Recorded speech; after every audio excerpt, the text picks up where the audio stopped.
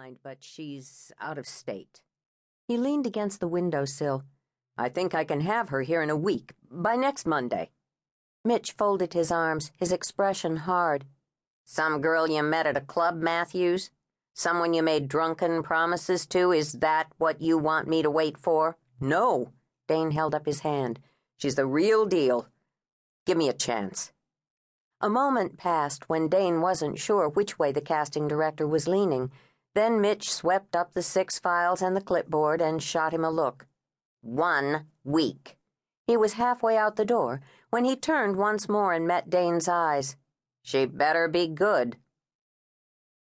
Dane waited until he was alone to look out the window again. What had he just done? Buying a week meant putting the other talent on hold. It meant playing with a budget of tens of millions of dollars so he could find a girl he'd just seen once and ask her to read for a starring role opposite him in a major motion picture. All when she might not have the interest or ability to act at all. The idea was crazy, except for one thing. In the past year, the only time he'd seen genuine innocence was when he'd watched this same girl light up the stage at a small theater in Bloomington, Indiana, directing the chaos of a couple dozen kids in costumes at the close of what was apparently the theater troupe's first show. He remembered most of what he'd seen that day, but still the details were sketchy. The location of the theater was easy, something he could definitely find again, but he had almost no information on the girl except her name. Dane gripped the windowsill and leaned his forehead against the cool glass. He could fly out and try to find her, but that would bring the paparazzi out of the woodwork for sure, make them crazy with questions about why Dane Matthews was in Bloomington, Indiana, again. He turned and grabbed his keys and cell phone. There had to be a way to reach her, to ask her out to Hollywood for an audition without the story making every tabloid in town. He opened the back door of the office building and felt a blast of warmth as the sunshine hit his face. He crossed the studio's private parking lot to his black Escalade near the bushes and high privacy fence. Usually the studio back lots were free of the press hounds. Sometimes a lone photographer would climb the trees or sit on adjacent hillsides with high-power cameras trained on the office door. This time of the day, there wouldn't be too many camera hounds on the hunt. Besides, his SUV was new. Only a few of them would know it was him behind the tinted windows. He pulled out of the studio lot and turned left on La Cienega Boulevard. 2 blocks down, he looked in his rearview mirror and saw a familiar Volkswagen. Paparazzi. Even now, even with his new vehicle. He shrugged. Whatever.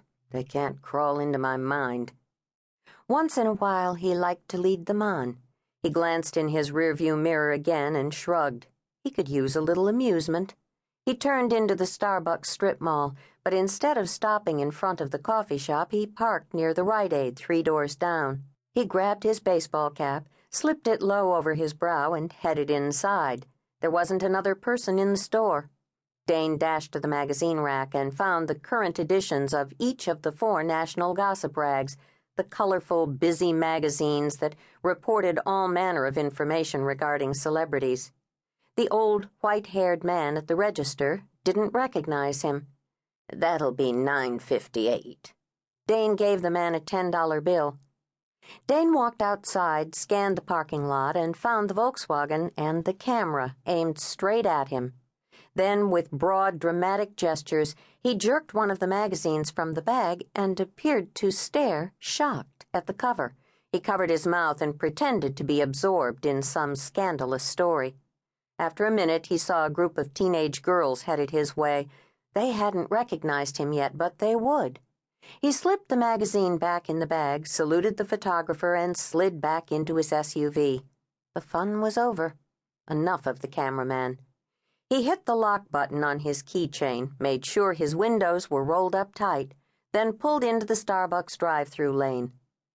By the time he hit Pacific Coast Highway, the double espresso was gone, and he'd forgotten about the photographer, or whether the guy was still behind him.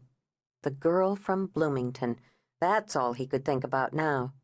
How was he going to find her without flying to Indiana? And how crazy was he to tell